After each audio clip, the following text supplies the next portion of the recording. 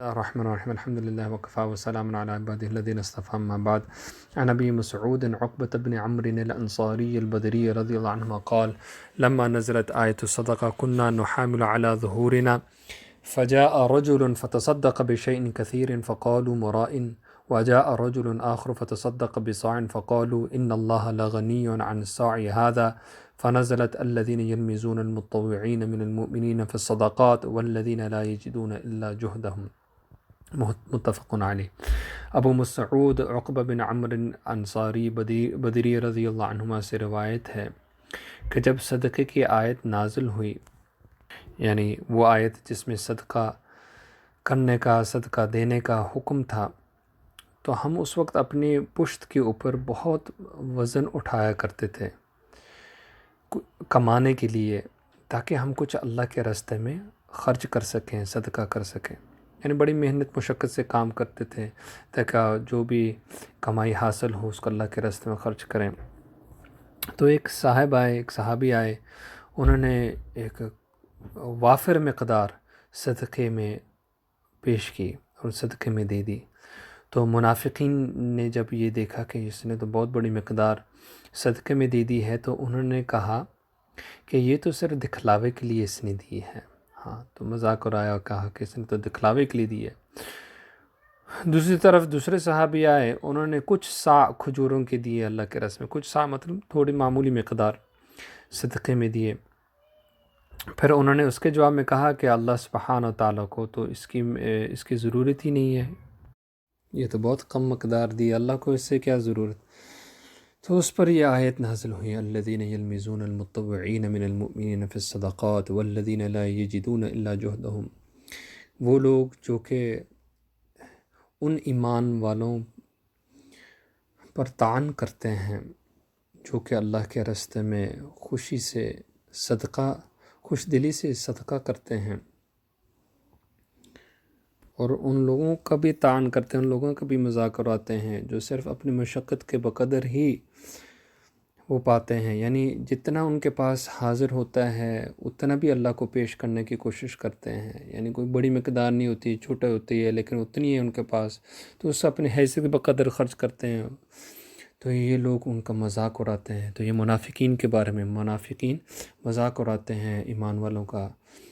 تو اچھی بڑی مقدار خرچ کرنے والوں کا بھی مذاق اڑایا جا رہا ہے، کم مقدار ادا کرنے والوں کا بھی مذاق اڑایا جا رہا ہے۔ فَيَسْخَرُونَ مِنْهُمْ، مذاق اڑاتے ہیں ایسے ایمان والوں کا۔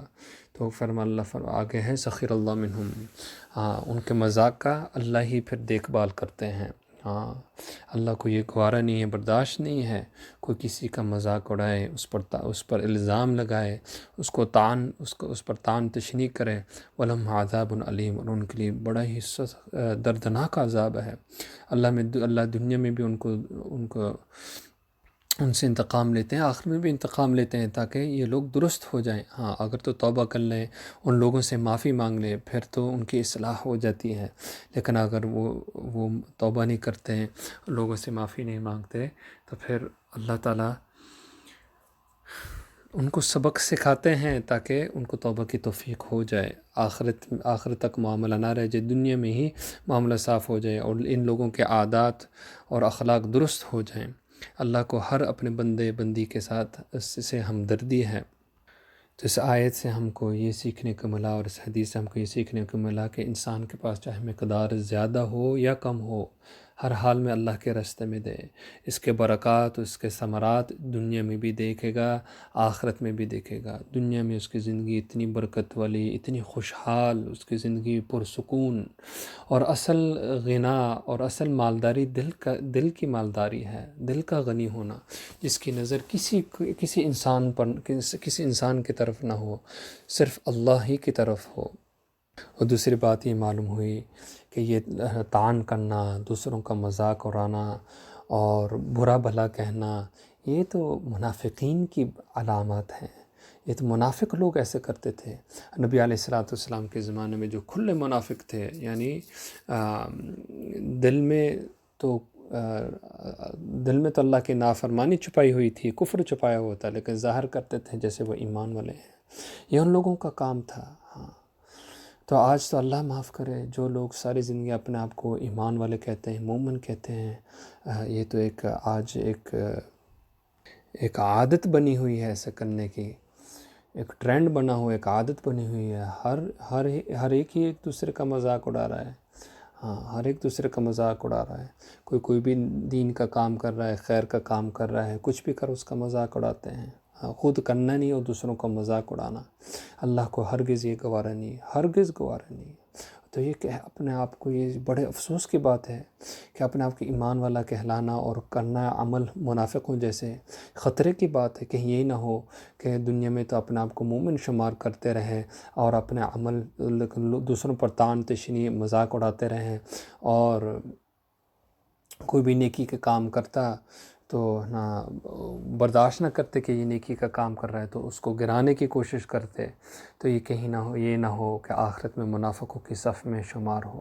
ہاں، منافقوں کے ساتھ اللہ ہمارا حشر کرے، کہیں ایسا نہ ہو جائے۔ اس لیے بہت ڈرنے کی ضرورت ہے۔ کبھی اپنی زبان کسی سے متعلق دراز نہیں کرنی چاہیے، ہر ایک سے خوش رہنا چاہیے۔